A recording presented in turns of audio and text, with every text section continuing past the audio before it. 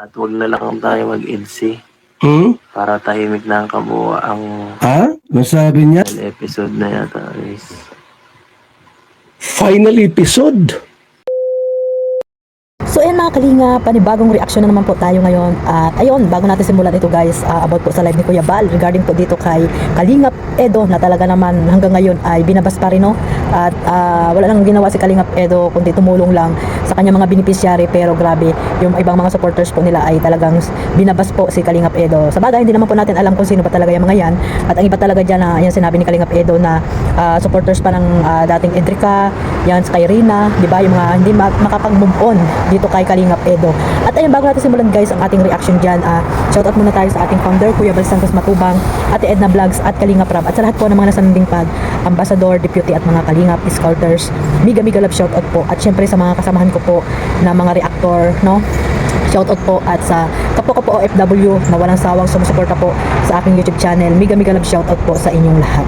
At ito nga guys, no, minakbah ko po ang clip video dito sa live ni Kuya Bal about po sa kanyang reaction dito kay Kalingap Edo. Pakinggan po natin mga Kalingap, at ayun, saka natin bigyan ng kunting opinion. Ayan, ayan, samahan niyo po akong pakinggan dito mga Kalingap. at wag na lang tayo mag-EDC para tahimik na ang kabuuang Ha? Masabi niya? episode na yata is Final episode? kasi ng mga tao dito Ano? Kinig kayo kay Papaido. para wala na sila, para manahimik ng lahat. Wag na lang tayo mag-EDC Ha? para tahimik na ang kabuuang Para manahimik na po ang lahat, wag na raw tayong mag-EDC. Ayan na po. O gusto niyo ng katahimikan? Ano sabi ni Papaido? Para tahimik na po ang lahat? Wag na. Wag nang mag-EDC raw po, sabi niyang gayon. O yung mga EDC dyan, papayag ba kayo ng mga walang EDC dahil ayaw ni Papaido na magkaroon ng love team na EDC? O para daw po sa katahimikan, wag na mag-EDC. paligid. Ayan ha. Diba? Ayan ha. Para di na ako isyuhan ng kung ano-ano. Inisipin mo kasi ay. Ayun. Yan, Dito nga, ano. napapagod na si Papaido ninyo. Alam niyo po, Natin ha. sa mga taong naninira, ano. Sa mga naninira daw. Bakit galit na galit sila sa akin? Siya nga, bakit baga? Hindi ko alam. Hindi niya alam po bakit kayo galit. Ano mayroon baga kayo galit ha? Kaya tuloy si Papa Eds po Wala ay. akong gagawin ano tama. Lahat na lang mali. Hindi pwede makipaghalubilo sa kapwa. Mali. Mali daw po pagka Halubilo ka sa ano. Mali pa rin. mali pa rin. Ha? Kahit tumulong ka, mali pa rin. Kaya tumulong ka, mali pa rin. Bawal kang ano. Hindi nyo po makokontrol ang tao. Sarili nyo lang po makokontrol nyo. Kaya, pasensya po sa mga nagagalit. Yan Sa mga di nyo nagaganda na ano mga ano. Kinig kayo. Kilos natin. Mga buzzers, pakinggan niyo si Papa Ido. Pasensya na, pero wala po kayong magagawa. Tumigil sa pagbablog yan. Wala na tayong itsi dito. Pag tumigil yan, wala nang itsi. Wala na. Wala na tayong itsi mga kaibigan. Yung mga naninira, yan po may galit sa atin. Yung mga gusto tayong siraan kay Beyonce. Gusto kami paghiwalayin. Yan ang ano. Hindi nila alam. Hindi nila ano yan. Yan na nga sinasabi ko ha, mga kaibigan. Hindi nila alam kung ano nila. Kung sama kanilang ganyan ano, di ba? Tama yan. Yung galit nila sa atin, ano ay, parang hindi yung normal na galit lang. Ano, Hindi normal na galit yung galit ninyo. manira lang talaga dahil gusto kang siraan. Parang, Siya nga naman, madami na po yan. Hindi Madami na. po yan dati pa. Siya nga naman, Yun, dati pa po may mga ganyan. Ano, Tingnan niyo po. nung ano pa po, siguro, may kagaya pa nung kay Erica Days, Ganun. kay Reyna, hanggang sa ano, hanggang ngayon. Yan, Normal taga may mga toxic na ganyan. Yan, Pag dumikit tayo sa kung sino-sinong tao, tapos di lang tayo gugustuhan, lalo na yan, diba? Siya nga. Pagka nawala, Lana. wala na sila, malipat sila sa kabilang ano, maninira sa kabilang ano, Lipat-lipat, pamanira, ha? magawa. So, hindi naman tayo na ano, sanay na ako sa mga ganyang tao Sige. na nangingilan ng buhay. Siya nga naman. Kaya, Yan. may sulsulera talaga sa ano nila, Beyonce. O nga, Yun sino? ang problema.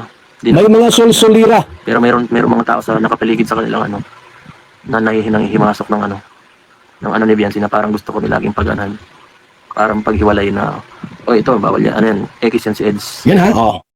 So ayan nga guys, no mga Kalingap, sa hindi pa po nakapanood niyan, syempre yung live ni Kalingap Edo, pakipuntahan niyo po ang kanyang YouTube channel at pa-subscribe na rin po sa mga hindi pa po nakasubscribe sa kanya. At syempre kay Kuya Bal, yung ating founder, ayan, puntahan niyo po ang kanilang mga channel at syempre pa-subscribe at panoorin ang buong live na yan mga Kalingap para po mas maintindihan natin, di ba? At ito nga guys, no, nakita niyo na napanood niyo naman at napakinggan, no, mula sa bibig ni Kalingap Edo na titigil na kaya ang EDSA, no? Ayan si Kalingap Edo, kilala ko na po yan, no? Kahit na hindi ko po siya nakakausap, pero sa mga live po ay nandiyan po tayo nakasupport sa kanya, no? At talagang mayroon po yan paninindigan sa kanya mga sinasabi. Kaya guys, ingat-ingat tayo, no? Kung gusto niyo pa pong ipagpatuloy po ang EDSA, no? At ayan, napupuno na si Kalingap Edo sa inyong mga ginagawa, no? Talagang may mga sumisira dito sa dalawa na gustong paghiwalayin daw, no, mga Kalingap. Ayan, na narinig natin sa bibig ni Kalingap Edo. Sino kaya yan, no?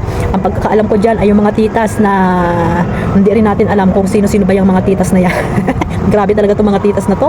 Uy, ano ba ang gusto nyo kay Kalingap Edo, guys? Mga titas, no, kayo pa yung nagsusulsol dito kay Beyonce, kung totoo nga sinusulsulan nyo, no, sana naman wag pong ganyan, no, kasi ang EDSA po ay talagang ano po yan, may pagkakaunawaan na po yung dalawa na yan, kaya wag nyo pong paghiwalayin, no, at wag nyo sulsulan si Beyonce, no, wag nyo siraan dito kay Kalingap Edo, no, wag nyo siraan si Beyonce, ay wag nyo siraan si Edo kay Beyonce, no, dahil sila po ay nagkakaunawaan at alam naman natin na si Kalingap Edo ay ang ano lang po niyan, goal lang niya sa kanyang channel ay para po sa pagtulong lamang, pero bakit niyo po binabas si Kalingap Edo? Matagal na po yung mga issue na yan na binabalik-balikan nyo pa, di ba? Dapat po move forward na tayo. Kung ano man po yung napanood natin dito sa EDSA, suportahan na lang po natin. Kung may sponsor man si Beyonce, huwag nyo pong sisaraan, mga Kalingap, dahil si Beyonce po ay alam natin na loyal din po yun sa Kalingap at dito kay Kalingap Edo, no? Huwag nyo pong sisarain, guys, yung samahan nila, no? At love team ng EDSA, no? At marami pong maapektuhan yan pag si Kalingap Edo ay ang umayaw na dito po sa tambalang ito. Ayan, gusto nyo po ba yun na mawala ang EDSA, na mapapanood nyo po, mga Kalingap, no? At sana guys, tigilan nyo si Kalingap Edo, dahil ang ginagawa lang po niyan ay ang pagtulong, maliban tumulong sa iba, mga Kalingap, no? Paano po magiging mali? Charity vlogger po yan, no? Nagsimula yan sa kay Kalingap Rob, ay tumutulong na po siya at hindi kung ano-ano po yung kanyang content. Kaya sana guys, lawakan din po natin ang pangunawa natin.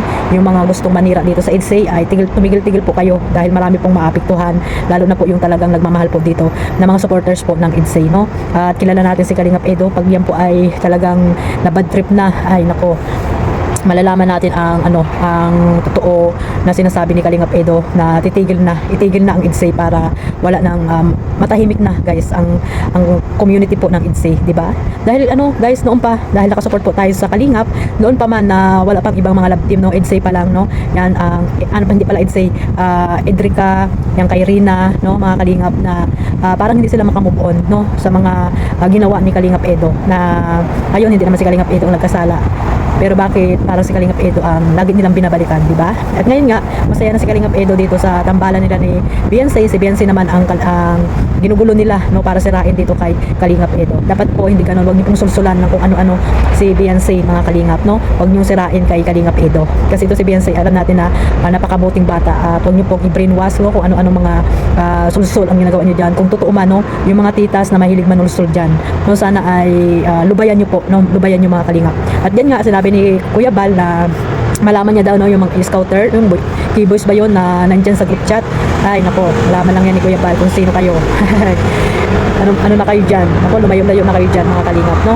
At huwag po kayong padadala sa mga ganyang mga sponsor, no, mga iba po yung layunin nila dito sa mga Kalingap Angels, sa Team Kalingap, no? May mga motibo po, may mga maiitim na balak, like po kay Beyonce, di ba, mga Kalingap? Gusto siguro na kunin si Beyonce at iiwan na lang kay Kalingap Edo, kaya ganun na lang po yung paninira nila dito sa kay Kalingap Edo, no, mga Kalingap. Kaya yan, nasabi ni Kalingap Edo na gusto nyo bang itigil na lang ang EDSA, no?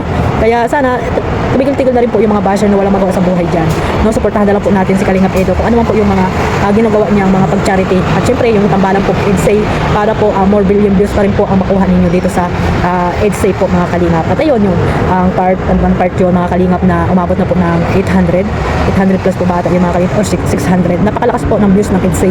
Kaya sana po yung ibang mga inggit dyan ay matulog na lang maghapon para po tahimik po ang community ng EDSA, no? At huwag niyo pong gambalain ang pag-iisip ni Beyonce dito po kay Kalingap Edo, dahil alam natin na okay po silang dalawa, no? Huwag niyo pong sursulanan kung ano-ano itong bata. So hanggang dito lang po, mga Kalingap, at suportahan lang po natin ang tambalang EDSA, at syempre ang iba pa mga love team na binuo ni Kalingap Lab. Ayan lang, guys, at maraming salamat po sa suporta ninyo sa lahat po ng mga Kalingap charity vlogger, lalo na po sa ating founder Kuya Bal Santos Matubang at kay Kalingap Rab, at syempre sa aking maliit na YouTube channel Kalingap Maymay. Ayan, shoutout po sa lahat, at mag-iingat po tayo, mga Kalingap, sa amanda ko ng lugar po kayo ngayon naroroon. God bless po. One family, one Kalingap. Bye bye.